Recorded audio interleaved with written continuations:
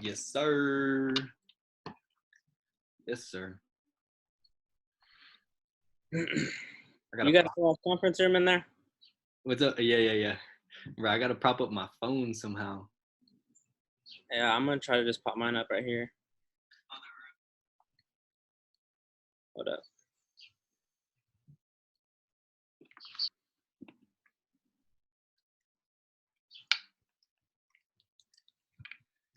Eesh. All right, let me see if this shit pops up right here. What does my camera look like? How much can you see? I mean, can you see my legs? Nah, hell no. It looks straight. Yeah, you're good. All I see is just like your polo, like the midsection up. Yeah, this is so uncomfortable though. I can't even lie, bro. I'm trying to get some back support in this bitch. Yeah. I'm trying to. All right. So. Prop up this damn camera. Ugh. I'm gonna have to just go sideways on my IG. Fuck it. I'm gonna have headphones in. Oh, you know what? Me too. I'm gonna connect them to mine.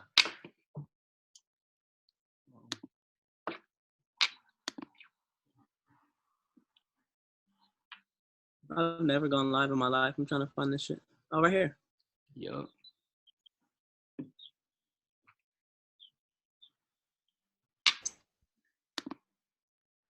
All right.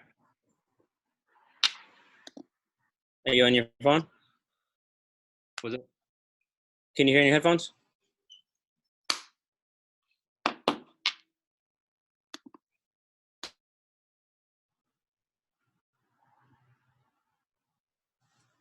You gotta remember to turn off the sound from your computer. Got him. From your computer too. That way it doesn't from Instagram. Yeah. Can you hear me? Yes, sir. Let me. I need to invite you on live to see if I can hear you from Instagram, but I'm pretty sure I won't be able to. Oh, dude. You know what? You're gonna hear me in your headphone. That's right. I have my headphones in. You have your headphones in. So my computer audio is not gonna come out. Yeah. Okay, cool. You good? I was thinking. Yeah. I'm good. I'm ready to go live when you are. Let's get it. All right. How do I invite you though? I forget how this. Oh, you gotta go in it and request to join. There we go. How do I invite you though? Man. Let's see here. View. All right. Let's get it. Let's get it. You're in it, right? Yes, sir. I see you. Let's go, baby. Let's go. Get it. Woo. What's going on, baby? Hold on. Let me move mine. I think that should be better for everybody. What is going on? Chilling on the porch, man. Chilling on the porch. Yeah, humid day in San Antonio right now. Your local real estate agents, Caleb Yamas, Alec Hernandez, both with Keller Williams Heritage. As you can see, with the Shilling Real Estate Group, and he's with the Indigo Global Group. Let's go. This is our pilot episode of our new podcast, Building Blox. Alec, you want to tell them about Building Blox? Yeah, so me and Caleb had been talking a long time about kind of just providing value and kind of just really coming up with some cool stuff to talk about, knowing that, I'm going to close this door right here, us being in real estate, Building Blox is kind of a spin off of that. And I wrote down really kind of what the whole idea of it was. So we came up with Building Blox because that's a toy that most kids are going to be familiar with, and it's something that a lot of people use to further how they learn or build or just kind of, they're building blocks, so to speak. They help you build your brain or build your character or build whatever. So the idea behind Building Blox is talking about stuff real estate related, of course, and self-development or anything that can help you build your life, your brand, yourself, anything. That's the idea behind Building Blox, tapping into that same mentality. Yeah, I can kind of add to that a little bit. Like, just what is just like everything in life is just always a learning experience, and like just like you never stop learning, even though you get those building blocks as a little kid. Like, even as you continue to grow up, you need to just always be growing even more. So it's going to be cool to be able to provide real estate advice, lifestyle advice, food, just a bunch of cool stuff just to learn from us and kind of take that and go with it. Yeah, definitely. And for everybody who's tuning in, I want to give a big thank you to you guys. I appreciate it. You're definitely going to learn a lot that you probably didn't know here. You're going to be hearing a lot of cool real estate insider stuff. We're going to be connecting the whole San Antonio community. So just be on the lookout for local stuff coming in, people popping in, providing value. And this is just going to be kind of like a winner circle. So anybody who's joining, you're lucky. All right. Cool. Let's get it. Well, I guess I'll talk a little bit about more who I am, because I feel like a lot of people don't really know much about me, or like I've never really, unless we've actually connected and like we're close friends, like and like you inquire with me about business or like helping, like needing my services. A lot of people don't really know about me, so like I feel like being able to put a face is super helpful to this. So I kind of wanted to just talk about like why real estate for me, and like how I got involved in real estate, and like why this is something that I love to do, and like why I want to continue to do it. I've always been in like customer service, I guess you could say, and like providing value, and like just always like been a really big people person. And so like being able to, like, I started off serving and like selling food, and like that's like starting off for sales, and I never really thought that I'd be going from selling food in a restaurant to like trying to go to sell houses, like, but it's kind of like the same principles. And that's kind of like I always got a thrill out of like providing a great customer experience with like delivering the food correctly. So like it's like the same principles being applied to like delivering that service, like except instead of delivering a plate to the table, you're delivering a house at the end of the transaction. So like it's the same kind of rush that you get, and like you actually get to help people purchase stuff that's gonna like an asset that's gonna benefit their future. So that's kind of like why I love doing real estate, and the possibilities are endless. Like you can create as much and just keep building. Honestly, there goes that building blocks saying, like you just can always just be building your business and like building it up more and more, and start leveraging it out, and just kind of really start just investing and doing all types of crazy stuff. So I love the limitless possibility in real estate, honestly, kind of. And like I'm a competitive person too, and honestly, being in real estate, you kind of see how competitive it is. Like there's so many real estate agents in San Antonio alone, like 13,000 or something crazy. And so like everyone's kind of trying to make sales, but at the same time like just help these people. And like it's it's like a fun little game to me, really. I'm sure you can relate. Yeah, definitely. And yeah, so for everybody who's watching, real estate is a monster. What's good, Eric? What's good, Eric? Oh shoot, yeah, let's see who's up here. What's good, Eric? Jeremy. What up? Justin Trevino. What's good, Amarisa? Hello, everybody. Welcome. Yeah, so I'll talk to you a little bit about why I joined real estate as well, and kind of tap into that. So you mentioned unlimited possibilities. I really like that choice of words that you say there, because I truly believe that real estate is one of those vehicles that will allow anybody to build up the capital that they need to, or if it's real estate that you want to make your business or make your main source of income, do that, or it can be a vehicle for you to do other things in life that involve entrepreneurship. And yeah, it's really the sky's the limit. So in real estate, guys, if you don't already know, we do not get paid bi-weekly or monthly or any of that basis. The way that we get paid is if you guys have somebody who needs help, or you yourself need help buying or selling a home. If we help renting even for that, like yeah, or renting for that matter, that is how we get paid until you guys get into that new place and it's all said and done. So we don't necessarily have a steady income coming in, and for some people that may not be what's suitable for them, or maybe that's just not what they want to go for. For anybody who wants no ceiling attached to their life, then it's the only way that I know of so far that will allow you to do that, and that's commission-based type of work or contracting type of work. Do you know of any other things so far that you in your life have run into that would allow you to do that type of thing? Not really, because like you can, I just know like as many sales as you get, man, like you could just keep making money and keep doing like just always prospecting for new people and like checking in with your sphere and kind of seeing what's going on. Like there can always be business coming in, and like it's really crazy. You can be juggling, like dealing with so much stuff at one, like having so much stuff on your plate at one time, and like you're not even getting paid for it until like you help these people like accomplish their goals and their dreams of wanting to purchase or sell real estate. Like you don't get compensated, sorry, until like you actually help them reach those goals. So like helping them, like the reward is well worth the wait, in my opinion. And like Definitely. the opportunity to just keep going, and like if you deliver a great customer experience, and like that's something that like I talked about being in customer service, like even like when you're a server and you help these people like have a great time at a restaurant, like they most likely will want to take care of you more if they like you delivered their order perfectly. Like say they had all these modifications, you delivered it perfectly, and like you pre-bust all the food. Like there's a lot of stuff that goes in. Honestly, like the art of it's like an art of like it's an art. That ass. I'm sorry, I cussed on here. I don't know if Oh, if good. I want to be cussing Oh, on good. here. No, you know what? Um, We're gonna keep it chill. We're not gonna make it all weird. yeah, all weird. We're all adults. I'm gonna find you weird if you think that that's Yeah. weird. So let's keep it at But that. yeah, like so it's like an art of serving, and this great experience, like they most likely will want to take care of you, and that kind of correlates to real estate as well. Because if you deliver a great customer experience for your client, whether it's buying, selling, or renting, or whatever, like helping one of their family members, like it's like the referral part, like that like will continue and continue and continue, and it always like repays you, but it's because you give your services, and like it goes back to giving and delivering that customer experience, and that's awesome for me. Yeah, no, definitely. It's kind of similar to working out, right? The more reps you do, theoretically, the buffer you'll get, or the Exactly. better you'll get. Same thing with real estate. The more people that you treat well, they'll treat you well, or you'll be compensated well from Yeah.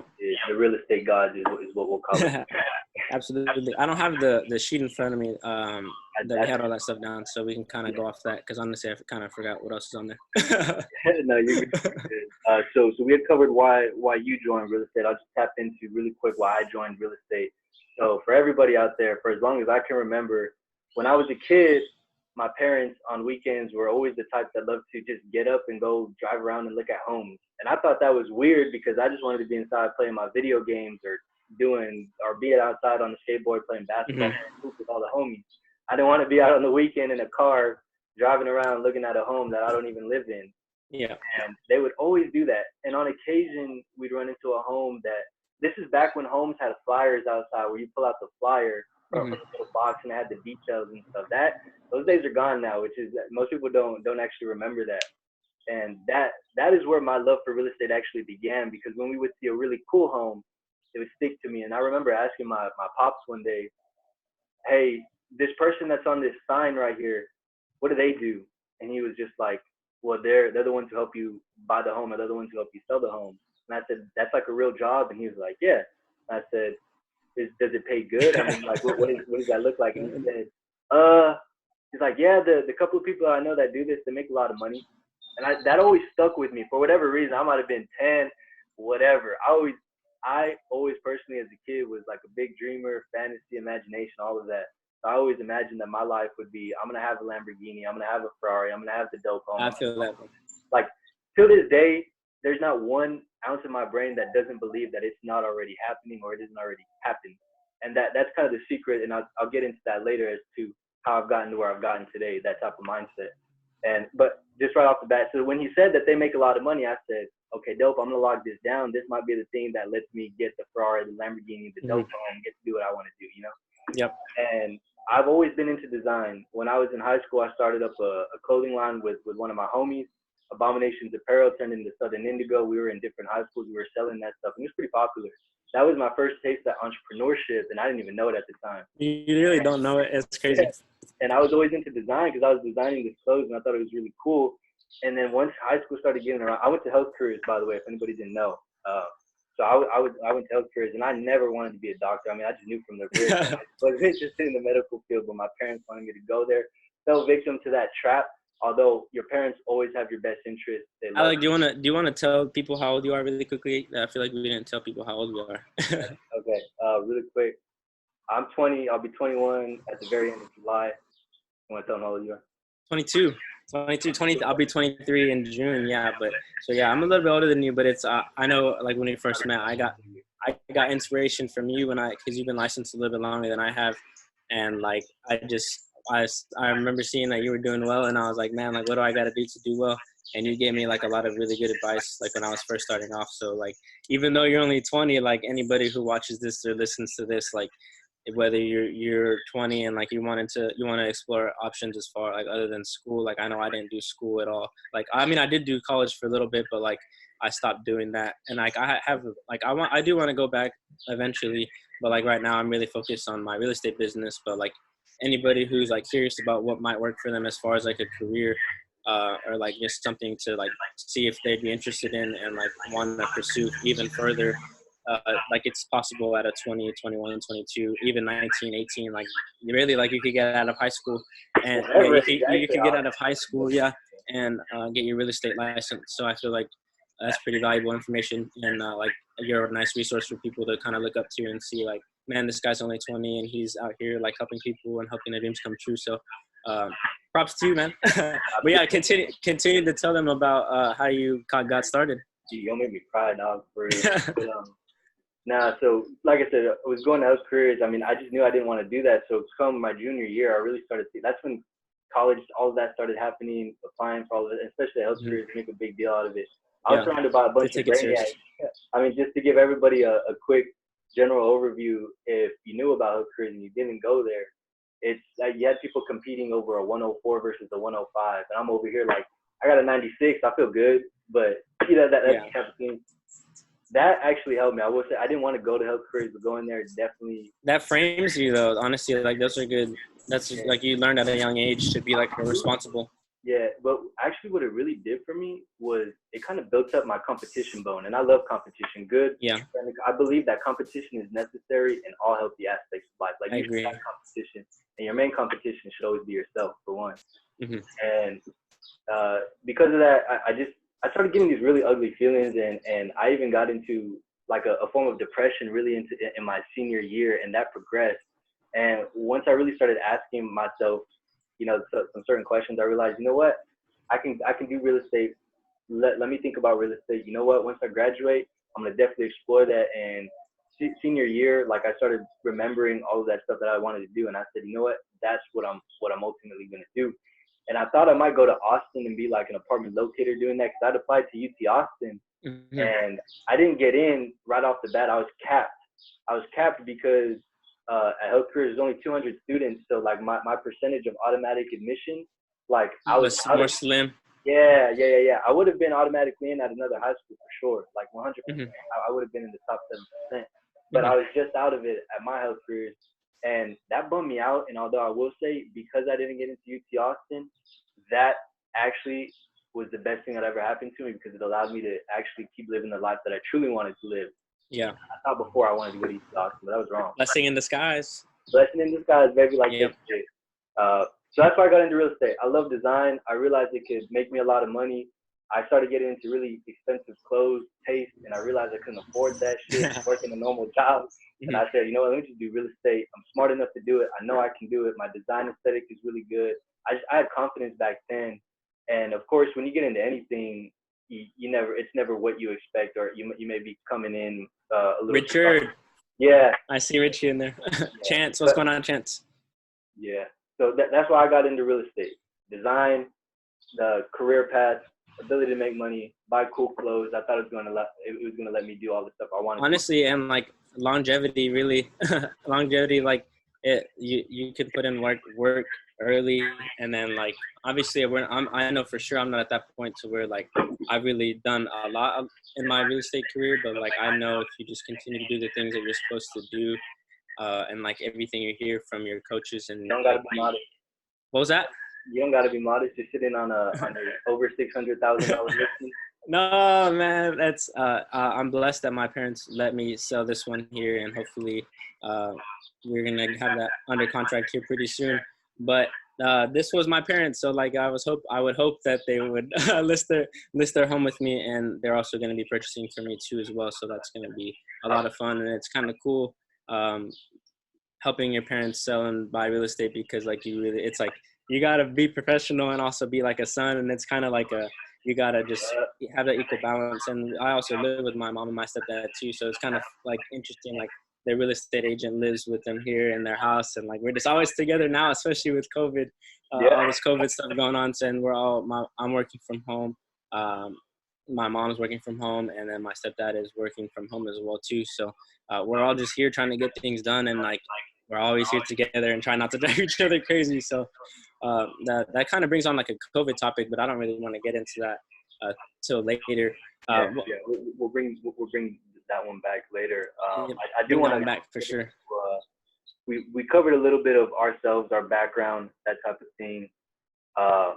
Really quick before we get into like real estate, just specifically a little bit more into depth.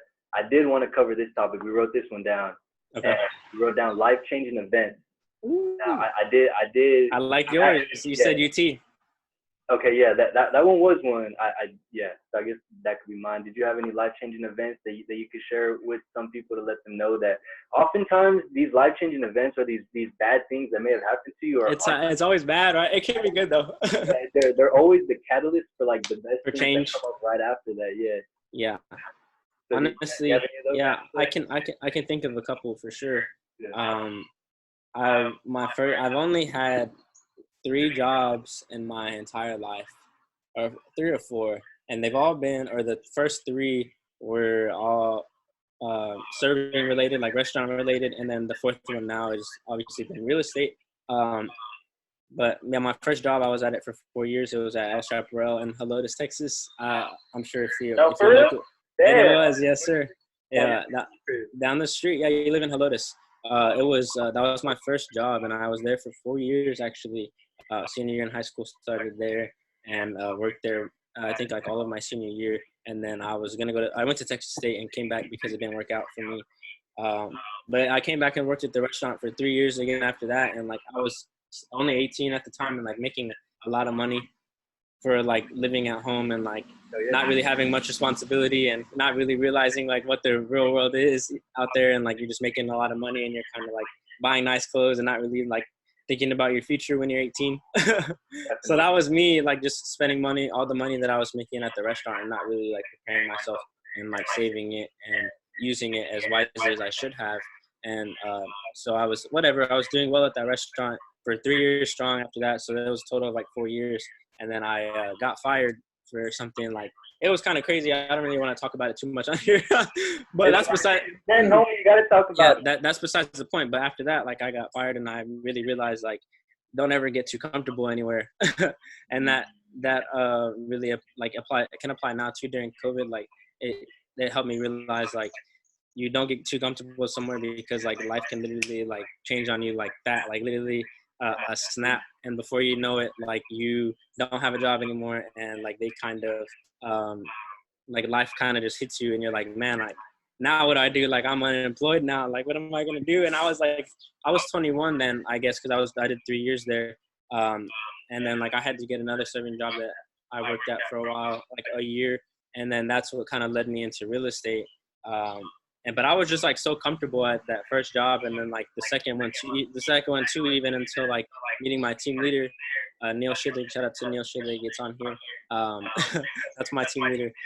He really like, meeting him, he helped me meet all these other people at Keller Williams that have provided value for me, and like helped me like talk about all these success stories, and like just hearing it all and keeping me motivated all the time.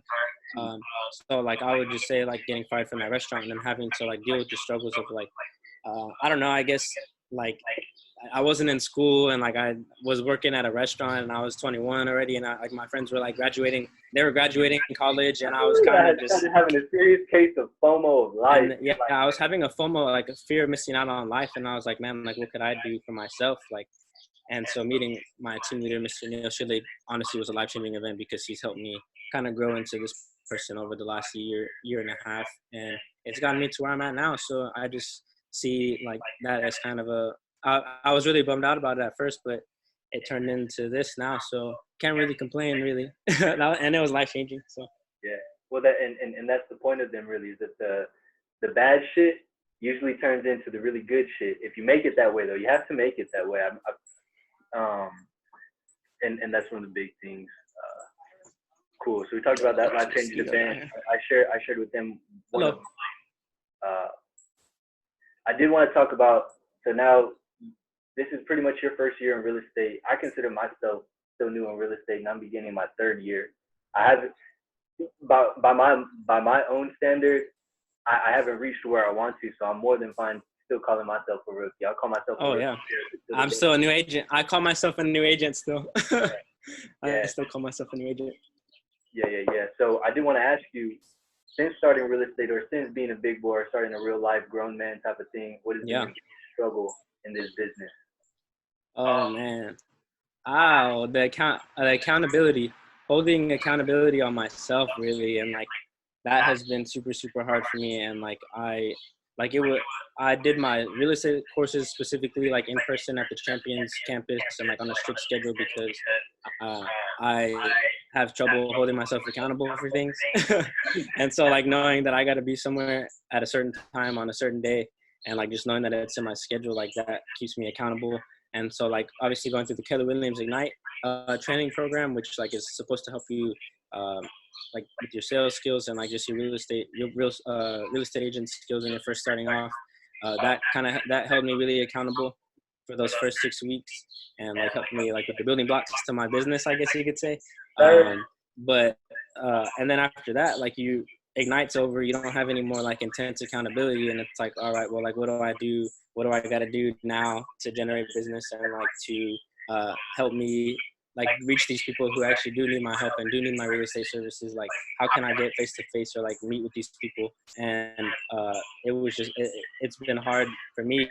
And like I worked 2 jobs too, like still serving, and so it was hard for me to like balance both and really like do all the things I'm supposed to, like make phone calls and like emails, and like literally there's so many ways to reach all these people, and it's really about like focusing on like one thing that's gonna really pay you back in the future.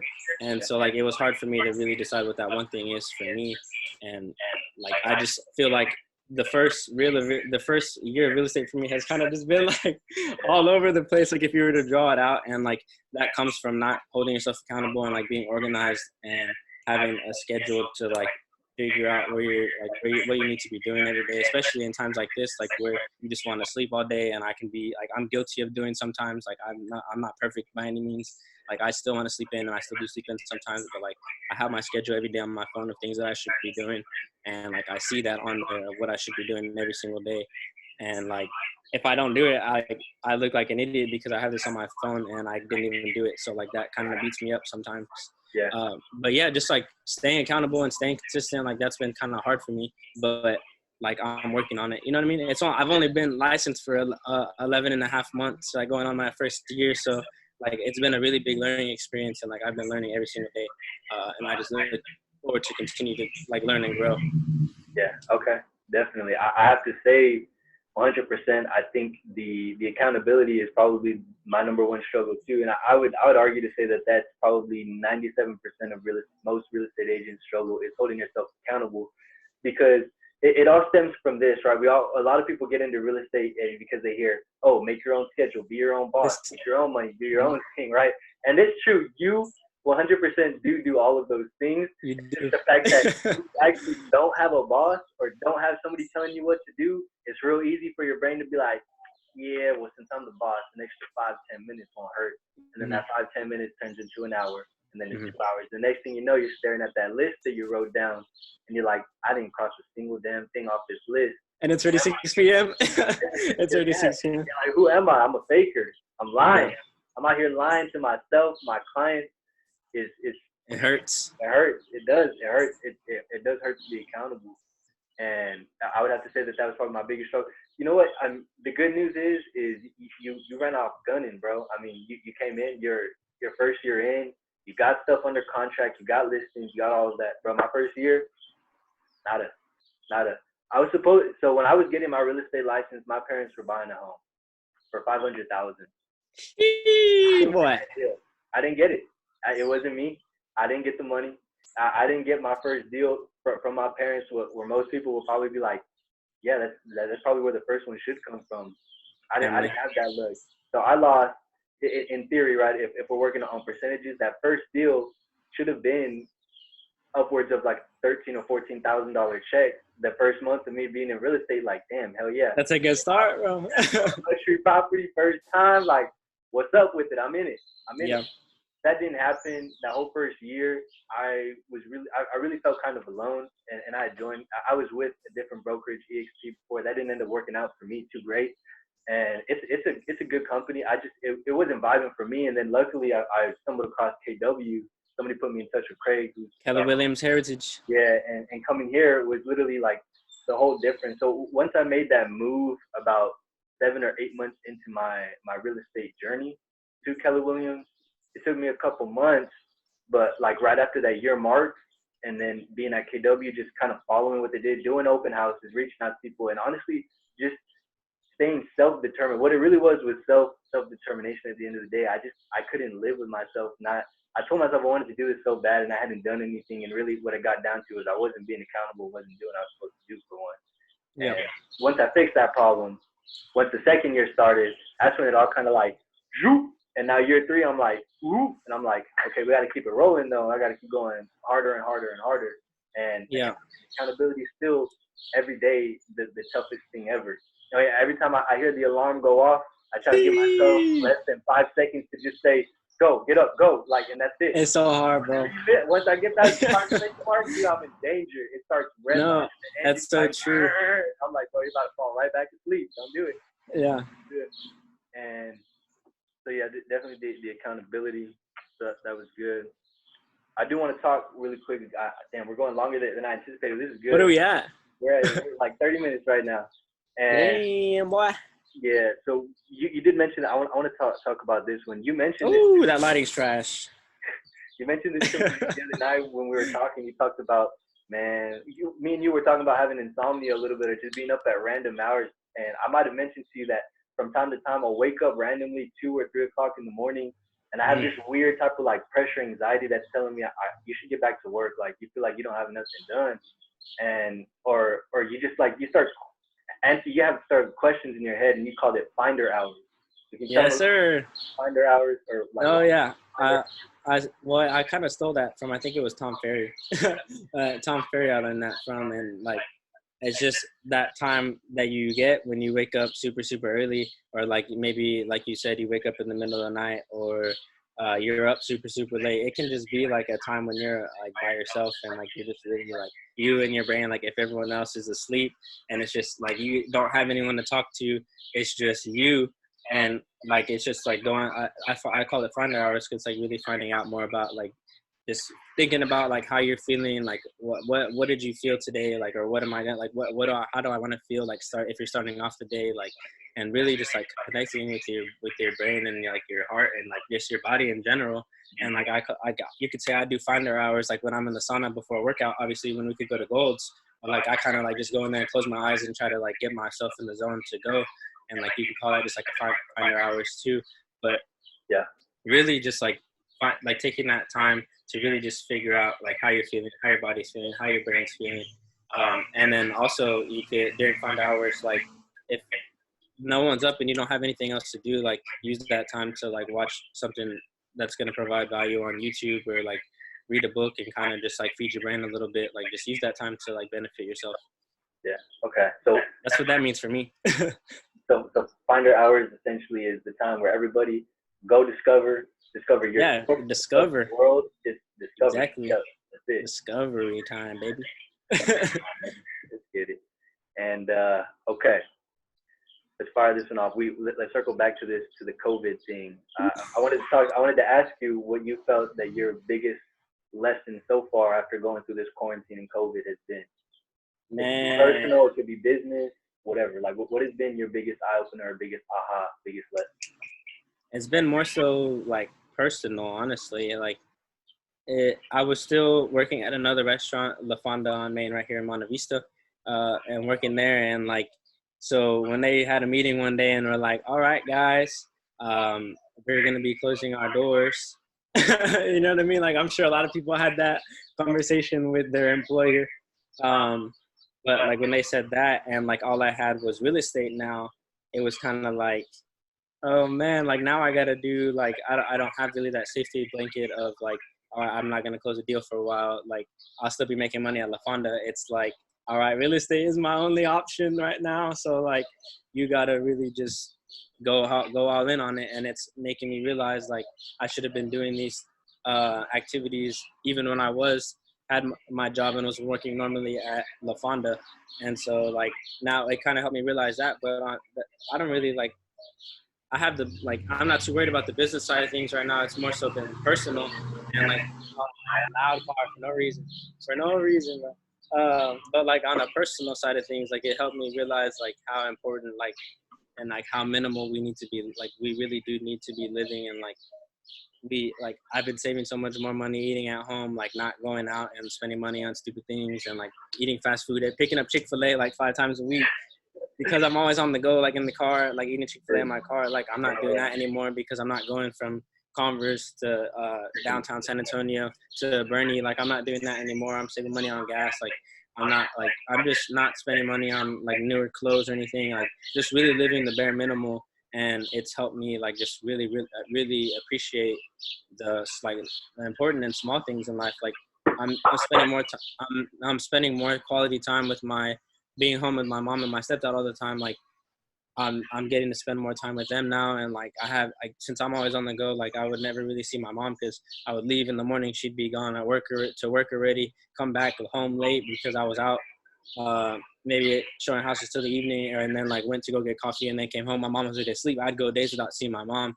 So like now seeing my mom every day, like, and it's just really helped me like appreciate that, because I know one day like life is gonna go back to normal, and we're not gonna be able to see mom and stepdad and everyone, whoever you're living with, a roommate. Even if it's not, if you don't ever really see a roommate, now you're seeing your roommate all the time living at the apartment. So like you really just appreciate those little moments and learn to just never forget about like what's really important in life and like all that extra stuff. And it's just it's there's more important things out there. Damn, you know what? Honestly, I think that was the most beautifully put that it could have been said. I was gonna say, I think my biggest lesson during this quarantine has been, like you said, really realizing that you need to be doing the right things every day, because these things come out of nowhere. You never know what could happen, and when these things do happen, they make us appreciate what we already have more so that we oftentimes overlook all the time. Shout out to my girlfriend, who's always telling me what are three things you're grateful for, and I tell her all the time. So we should be being grateful for all of these things. And personally, me too. When growing up, moms was always gone in the morning by like 6 a.m. by the time I was waking up, never really seeing them. And now being on quarantine, I've gotten to see my whole family. I feel like I know them better than I've ever known them. Exactly. Right? And I agree. It's really good to appreciate that. And yeah, just there's honestly more things that it's helped me realize too. Like the importance of electronics and being able to do everything virtual, and really realize like that's the way things are moving. Like you gotta like just be on the digital media game, the email game. Like these are more so business things, and I don't really want to talk too much business, but like these were the rainy days everyone was talking about like rainy days that you're supposed to be prepared for. And like they said that Blockbuster didn't go out of business because people stopped watching movies. They just failed to adapt to the changing times. So these times in my head serve as true tests of somebody's survival ability. And for some people, my thing is, I truly believe that one of the main goals of man at all is just to survive. You just survive. You keep going. Yeah. And during these times, I like to take this analogy, is that you should never really stop. Newton says things in motion tend to stay in motion, things at rest tend to stay at rest. So always keeping it moving. And during quarantine, it's just reminding yourself that, hey, when things happen, you're not supposed to stop, but you can change pace. Just like they say, like, if you can't course run, correct, baby. Walk. Course correct. Like if you can't run, then you walk. And if you can't walk, then you crawl, but you keep going no matter what, because life, it just keeps going. You gotta survive. And it's really made me grateful for that, and really reminded me that I shouldn't be taking all the time that we have when we are free for granted, actually. Taking time for granted, the one thing that nobody can ever get back. Money, in my head, does not equal time. And I want to share this with people, because a lot of times people say time is money, and I don't believe that that's true, because money you can always get back through your own efforts. Time is something that we have not yet figured out. Can never get back your time, bro. And I do have one more, like I'd really touched on this, but like quarantine also helped me, or not even quarantine, but COVID-19 helped me realize, like, man, that schedule really is important too. Like I already touched on that, but like at first I was like, all right, well, like I used to live a different life, and like I had a different schedule for like going into the office. And now it's like kind of crumbling up that schedule and like throwing it in the trash and like figuring out like how you can rearrange your schedule to be successful from being trapped in your house, or like what activities you need to be doing from being in your house. And like honestly, I didn't really like I spent the first couple weeks or first couple days, I don't really know how long it was, but just like I feel like I wasn't in the right mindset in the beginning. And like it took me some time to like readjust and course correct and like really kind of flip my life around, because it hit me hard at first. I was just like, damn, I can't go anywhere, like for real. Yeah, it hit me hard at first too. But I'm glad that like I have like people that like you that I've been talking to every day, and like people in the office still that we still talk to every day, and like thankful for Mr. Neil Shidley keeping me, holding me accountable still too. And then at the end of the day, like people still need to accomplish their dreams of selling their home. Like they might be, sellers may be in bad positions where they need to sell their home, and people may need to buy, are blessed enough to still be living at, making money still in these times and still need to buy. And so it's always about like just planning the next move, and like we still need to be there for our clients and be there to help them. And you don't want to transfer the energy to your clients that you're beat up and you're negative right now and you're hurt right now because COVID is wearing you down. Like you need to be that light in your client's life, and be able to like be like they call these the uncertain times. You need to be able to be that certainty in these uncertain times, or for them right now, because that would make them feel so comfortable right now. And at the end of the day, everyone just needs a hug right now, because we haven't been social. We've been social distancing, so we just need to be able to be there for people. And it starts up here. Start up here, right? So I love that. It definitely all starts with being there for everybody, and man gets its highest survival when man join arms together, not fight each other. Facts. And that pretty much wraps up everything that we wanted to talk about today. Leading up, guys, we're going to be doing this every Wednesday at 7 p.m. Today was just kind of an intro. 41 minutes, man. That's pretty good. I didn't know how I was going to talk that long, but I did it. It happens. We're planning on keeping these between 15 to 30 minutes on average. This was an intro. Maybe 40. A little bit longer. Maybe 40, fuck it, if it gets good. And we're going to be diving into different things. Today was like an introductory, a little bit of why we got into real estate. We talked on COVID, some of our personal struggles and anxiety, those types of things. Next week, I think we wanted to go ahead and talk about the opportunities that people in our age group, anybody who's 18 all the way up until like 26, 27, 28, some of the opportunities that they're young professionals. Yeah, young professionals. Some of the opportunities that are available in the real world that people have this idea that people with money or older people that only get that they're missing out on, or they're just not being informed of, and they're leaving stuff on the table. And I think we should share with them, some of the opportunities that they have to own real estate or do any type of business, or the type of benefits that are out there for people who truly want to pave their own path or do their own thing, because the solutions and everything you need is already in your possession, or it's out there, or I promise you there's a video on YouTube. No, there's always videos on YouTube, bro. I can't tell y'all how much I watch YouTube and learn and just learn from people. That's really like, I'm just trying to always be learning. I'm like a sponge, bro. Except for the bad stuff though, because the brain good only between good and bad, it only processes correctly. Either one. And all right, bro. Ooh, so that was a good first episode, bro. Yeah, I think so too. Remember, guys, so this episode is actually sponsored by Keller Williams Heritage. Reach out to either me or Caleb at the Neil Shillig Group, me, Indigo Global Group. We can take care of your real estate needs locally or worldwide. It does not matter. We are connected everywhere. And if you need people for pools, painting, cabinet, you name it, we have the connections. Get connected with us. We know people all over, and we can connect you with the right people. We're looking forward to serving you. Every Wednesday at 7 p.m., Building Blox podcast. Building Blox podcast, baby. Tune in, baby. Let's go. Let's get it. I'm out. See you, bro. Ended, boy. We got it. 74 viewers, dog.